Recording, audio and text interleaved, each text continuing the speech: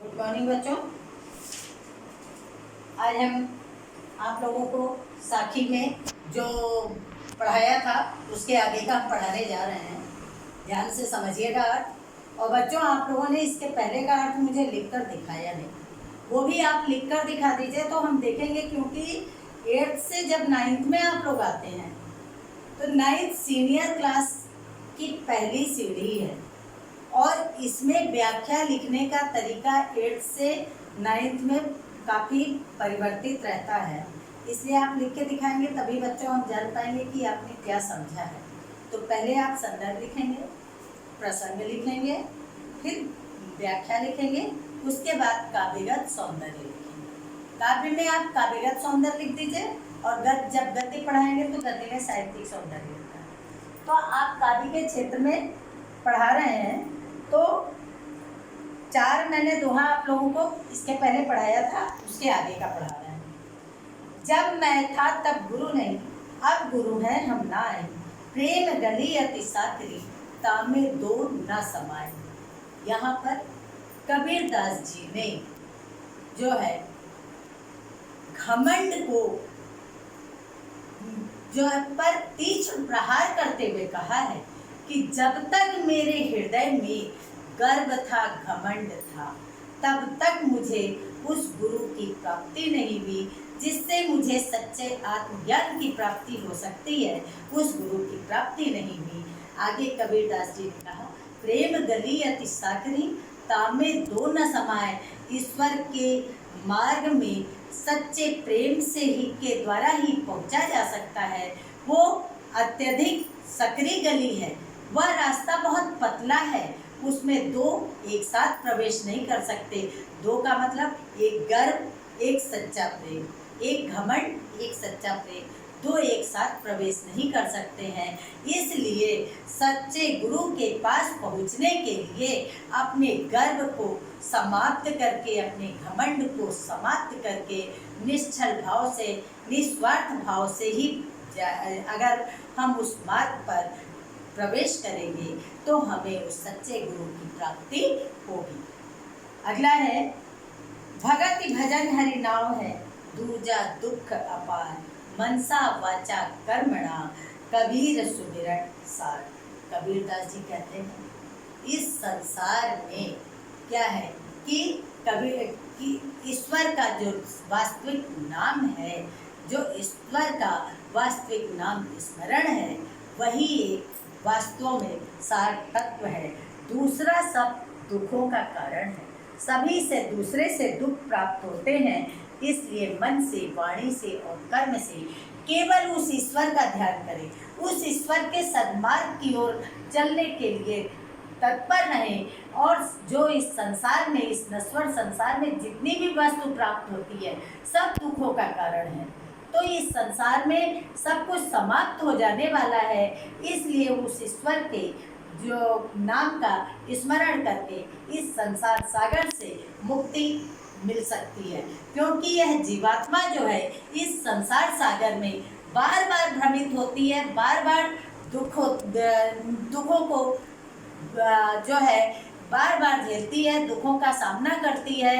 ये अनेक अपार दुखों का कारण है इस संसार में जितनी भी वस्तुएं प्राप्त हैं। इसलिए जो है ईश्वर के वास्तविक नाम को का स्मरण करके ही इस संसार सागर से मुक्ति प्राप्त हो सकती है। नेक्स्ट है, कबीरा चित्त चमट किया, 14 लागी लाए। हरि सुमिरन हाथों घड़ा, बेगे ले बुझाए। चित्त क्या है? हृदय है। लाई क्या है? अग्नि है। तो कबीरदास जी ने इस संसार में जो विषय वासना रूपी अग्नि फैली हुई है, इसके बारे में बताते हुए कहा है, कबीरा चित्त चमन किया। मेरे जो इस संसार के आकर्षण, संसार की विषय वासना रूपी अग्नि जो है इस संसार में फैली हुई है, जिसमें कि यह शरीर पूर्ण रूपेण जो है जलता है। तो कबीरदास जी कहते हैं कि मेरे हाथ में तो हरि के सुमिरन, ईश्वर के नाम रूपी तत्व का से भरा हुआ जल है, घड़ा भरा हुआ जो जल है वो उससे मैं शीघ्रता से विषय वासना रूपी अग्नि को बुझाने में समर्थ हूँ। अर्थात कबीरदास जी चेतावनी देते हैं कि ये इस संसार में विषय वासना रूपी मनोविकार रूपी अग्नि जो है फैली हुई है, ये हरि के स्मरण रूपी घड़े में जल है। इससे शीघ्रता से उस अग्नि को बुझाकर इस संसार सागर से मोक्ष को प्राप्त किया जा सकता है, आवागमन के बंधन से मुक्ति मिल सकती है। आगे कहा, आखड़ियाँ झाई पड़ी पंथ निहार निहार, जी भड़िया चाला पड़ा राम पुकारे पुकार। कबीरदास जी मन जीवात्मा को समझाते हैं कि यह जो मानव शरीर मिला है, इसमें यह मानव शरीर जो है में जो ये नास्वर नेत्र हैं प्राप्त हुए हैं। आखड़ियाँ क्या है? नेत्र हैं, आँखें। इस आँखों में जाला पड़ गया है, मतलब कि रात्रि का अंधकार पूर्ण रूपेण छा गया है, जिससे कि उस ईश्वर का मार्ग देखते देखते उस अंधकार में ईश्वर के दर्शन नहीं हो रहे हैं। जीभ बढ़िया छाला पड़ा, और जीभ में भी जो है उस ईश्वर का नाम रटते रटते छाला पड़ गया, लेकिन उस ईश्वर की प्राप्ति नहीं हुई। क्यों? क्योंकि इस संसार में जो भी प्राप्त है सब असत्य है, और सत्य से ही ईश्वर की प्राप्ति होती है, असत्य से कभी प्राप्ति नहीं होती। सब जो है नश्वर है, सब यहाँ पर समाप्त हो जाने वाला है। इसलिए जो है जब सच्चे हृदय से याद करना है तो इस नश्वरता को त्याग कर उस सच्चे नाम का स्मरण करने पर ही उस ईश्वर की प्राप्ति होती है। झूठे सुख को सुख कहे मानत है मन मोद, जगत चबेना काल का कुछ बोध, कुछ मुख में कुछ बोध। कबीरदास जी आगे कहते हैं, इस संसार में हे मनुष्य, तू आकर जो तुझे अनेक सुख साधन प्राप्त होते हैं, उसको उस सुखानुभूति को करके तू सुख को कहता है कि मुझे सुख, सभी सुख प्राप्त हैं, लेकिन ये सभी सुख जो है क्षणिक है, क्योंकि यह जीवन क्षण भंगुर है। जगत चबेना काल का कुछ मुख में कुछ गोद, यह संपूर्ण संसार जो है काल का चबेना बना हुआ है, काल का ग्रास है। इसमें कुछ को तो काल ने ग्रसित कर लिया, खा लिया है, और कुछ को जो है गोद में लिया है, अर्थात कुछ की मृत्यु हो चुकी, कुछ जाने को तैयार है। यह संसार नश्वर है, यहाँ पर सब कुछ समाप्त हो जाना है। तो तू जिस सुख का अनुभव करता है वह सारे सुख जो है तुझे सब असत्य हैं, तुझे उससे सुख की प्राप्ति नहीं होनी है। आगे, जब मैं था तब हरि नहीं, अब हरि है मैं नाय, सब अंधियारा मिट गया जब दीपक देखा माय। देखे ये दोहा ऊपर भी जब मैं था तब गुरु नहीं, अब यहाँ पर कवि ने जब मैं था तब हरि नहीं, अब हरि है मैं नाय, सब अंधियारा मिट गया जब दीपक देखा माय। जब हृदय में ज्ञान रूपी दीपक प्रकाशित हो गया, तो जब तक मेरे हृदय में अज्ञानता रूपी घमंड था, अंधकार था, तब तक मुझे उस ईश्वर की प्राप्ति नहीं हुई। जब मेरे हृदय में ज्ञान रूपी प्रकाश जो है प्रदीप्त हो गया, ज्ञान रूपी प्रकाश जल गया, तो मैंने देखा मेरे हृदय में अज्ञानता रूपी अंधकार पूर्ण रूपेण समाप्त हो गया, और मैंने जो है अपने हृदय में उस ईश्वर के दर्शन करके मैंने सच्चे सुख की प्राप्ति की, और मेरा अहंकार सब समाप्त हो गया। कबीर कहा गर्भियो, ऊंचे देखी आवास, काली परे भूयो लोटना, ऊपर जामे घास। कबीरदास जी कहते हैं, हे मानव, इस ऊंची ऊंची अट्टालिकाओं को देखकर तो किस बात का घमंड करता है, क्योंकि यह संसार नश्वर है। जो ये तेरा शरीर मिला है ये समाप्त हो जाना है। काल परे भू लौटना, मृत्यु आने पर जमीन पर ही मिट्टी मिलना होगा, मिट्टी में ही मिल जाना होगा, और ऊपर बड़ी बड़ी घास जमेगी, जिससे कि तेरा जो ये नश्वर जीवन है तो तुझे असत्य प्रतीत होगा, और तू जो है ये इस मानव शरीर को त्याग कर ये जीवात्मा दूसरे शरीर में विलय हो जाएगी। तो मृत्यु तो आनी निश्चित है, तो तू असत्य को प्राप्त करके किस बात का गर्व करता है, किस बात का घमंड करता है। ये सब तो क्षणिक है, नष्ट हो जाने वाले हैं। यह वो ऐसा संसार है जैसा सेमल फूल, दिन दस के व्यवहार में झूठे रंग न फूल। कबीरदास जी आगे कहते हैं यह संसार ऐसा है जैसे सेमल का फूल होता है। सेमल का फूल क्या होता है बच्चों? ये मात्र एक आकर्षण का केंद्र होता है। देखने में जब तक ये पुष्पित होता है तब तक तो बहुत आकर्षित करता है, और जैसे ही इसका फल हो जाता है, मतलब फल में इसमें रुई निकलती है, ये फूल ये नष्ट उड़ जाता है। तो ये जब इसकी वास्तविकता पता चलती है तो सब व्यर्थ लगता है। तो यह संसार भी देखकर मनुष्य को आकर्षित करता है, अपनी ओर आकर्षित कर रहा है, आकर्षण का केंद्र बनाया हुआ है। लेकिन ये इसमें मनुष्य आकर इस संसार में जो है सब कुछ अपना अपना समझकर उसमें भूलता है। लेकिन ये सब कुछ समाप्त होने वाला है। ये सेमल के पुष्प के समान ये संसार आकर्षण का केंद्र बना है। इसलिए दिन दस के व्यवहार में, 10 दिन के व्यवहार में मतलब 2-4 दिन के लिए शरीर मिला है, इसमें तू झूठे रंग में मत भूल, तू झूठे रंग में मत आकर्षित हो, इस संसार में तू आपको सत्य मत समझ। आगे है, ये अवसर चत्या नहीं, पस जो पाली दे, राम नाम जाड़िया नहीं, अंत पड़ी मुखे। कबीरदास जी कहते हैं अगर इस अवसर, इस समय तूने जानने का प्रयत्न नहीं किया, क्योंकि ये संसार नश्वर है, संसार की क्षण भंगुरता को तूने नहीं जाना, तो क्या होगा कि पशु के समान तूने इस शरीर का पालन पोषण किया। तुलसीदास जी ने भी कहा है खाना पीना सो जाना सब काम है पशु समाना। कबीरदास जी भी कहते हैं पशु के समान तूने शरीर को व्यर्थ में व्यतीत कर दिया, उस ईश्वर को जानने का प्रयत्न नहीं किया, तो क्या होगा? राम नाम को जाना नहीं तो अंत में फिर से उसी काल के ग्रास में जाएगा और यह जीवात्मा पुनर्जन्म लेती रहेगी, बार बार आवागमन के बंधन में बनती रहेगी और तेरा जीवन जो है निष्फल होगा और बार बार यह जीवात्मा नवीन नवीन शरीर को धारण करेगी।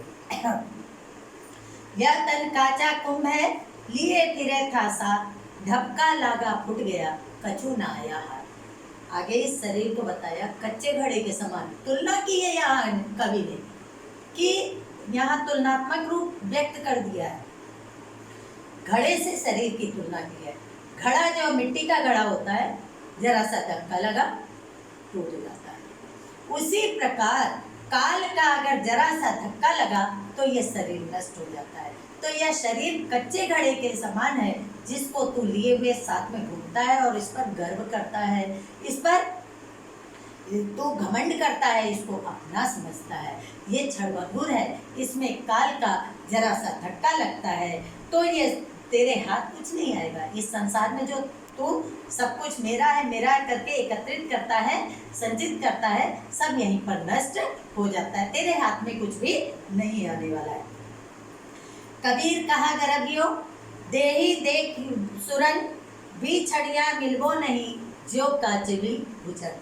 कबीरदास जी कहते हैं ये जो सुरन की भांति शरीर को प्राप्त किया है, इसको प्राप्त करके किस बात का घमंड करता है? अगर तूने सत्य नाम का स्मरण नहीं किया, उस राम नाम के वास्तविक ज्ञान को तूने नहीं जाना, अपने हृदय में उस ज्ञान के दीपक को प्रकाशित नहीं किया, तो तू किस बात का गर्व करता है? तेरा घमंड करना व्यर्थ है, क्योंकि तेरा तो शरीर ये बिछड़ियाँ मिलबो नहीं, ये शरीर जो बिछड़ जाएगा, नष्ट हो जाएगा, तो पुनः नहीं मिलने वाला है। जिस प्रकार से सर्प जो है केचुल को त्याग देता है, पुनः उस केचुल को नहीं धारण करता है, तो ये शरीर, ये जीवात्मा भी इस शरीर को त्यागने के बाद नवीन शरीर धारण करती है, पुनः इस शरीर को धारण नहीं करती है। गीता में भी कहा गया वासासि जीर्णानि यथा विहाय नवानि गृह्णात नवानि देहि, मतलब कि जिस प्रकार से मनुष्य यह आजीव, उसी प्रकार से यह आत्मा भी इस शरीर को त्याग कर नवीन शरीर को धारण करती, पुनः जो है इस शरीर को धारण नहीं करती। हे मानो, तू इस शरीर को प्राप्त करके किस प्रकार का गर्व करता है, घमंड करता है, तेरा घमंड करना व्यर्थ है। बच्चों, इसके बाद आप लोग जब हमें लिख के दिखाएंगे, संदर्भ दिखाएंगे, प्रसंग दिखाएंगे, व्याख्या, उसके बाद काव्यगत सौंदर्य लिखेंगे बच्चों। काव्यगत सौंदर्य आप लोगों का ने 8th में तो पढ़ा नहीं है, इसलिए हम लिख के बता दे रहे हैं। काव्यगत सौंदर्य, काव्यगत सौंदर्य में बच्चों क्या लिखना होता है? पहले जिसके बारे में बताया जाता है, तो इसमें पूरे काव्य में संसार की नश्वरता के बारे में पूरे दोहे में बताया गया है और गुरु की महत्ता पर बल दिया गया है। तो इसमें तो आप ऐसे पहले एक पॉइंट डाल दीजिएगा, संसार की नश्वरता के बारे में बताया गया है। संसार की नश्वरता के बारे में बताया गया है।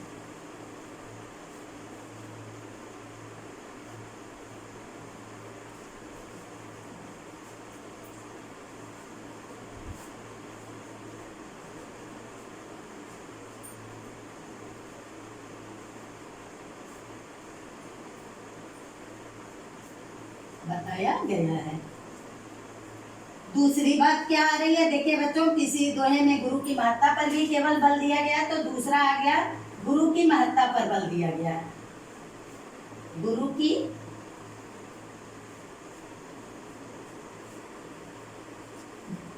महत्ता पर बल दिया गया है।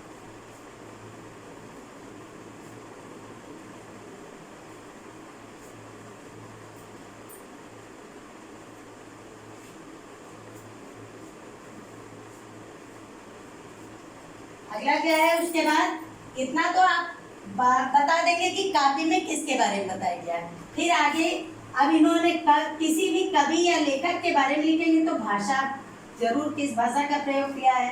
सदुक्कड़ी,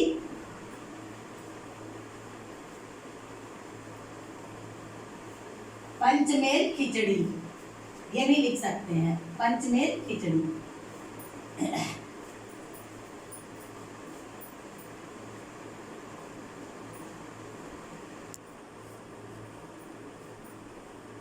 भाषा हो गई। अब रस हो गया। रस में उपदेशात्मक है, तो रस शांत रस है। ऊपर का बच्चों थोड़ा सा बिगाड़ दे रहा है आप लोगों को बताने के लिए, ये लिख लीजिएगा।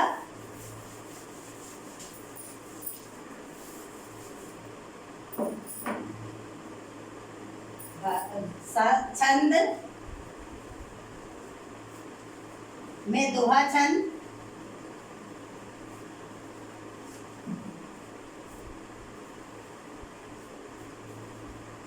रस छंद। अलंकार,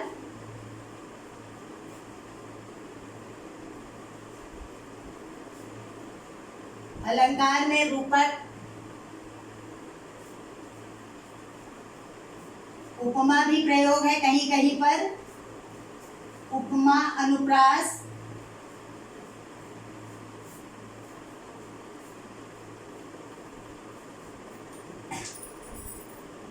उसके बाद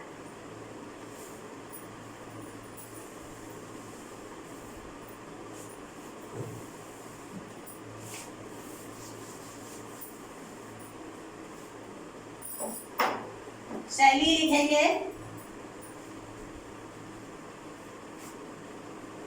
शैली कबीर ने उपदेश दिया है, हर एक में ज्ञान की बातें बताई हैं, तो आप उपदेशात्मक शैली लिख लीजिए। उपदेशात्मक शैली।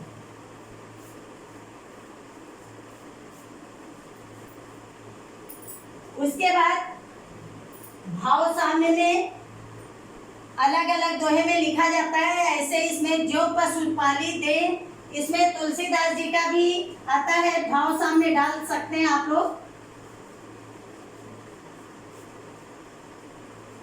भाव साम्य तुलसीदास जी ने कहा है,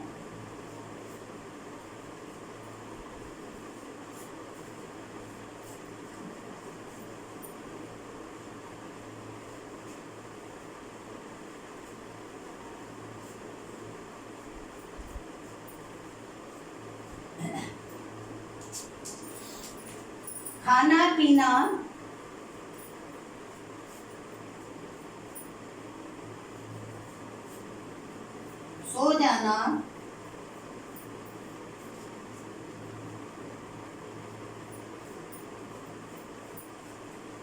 सब काम है,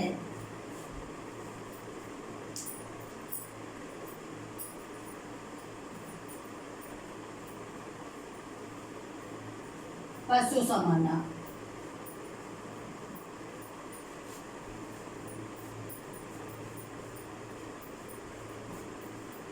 यहाँ पर कवि ने बताया है कि अगर मनुष्य जो है इस जीवन में आकर जीवन को सार्थक नहीं करता तो वो केवल खाता पीता सोता है तो उसका जीवन पशु के समान है।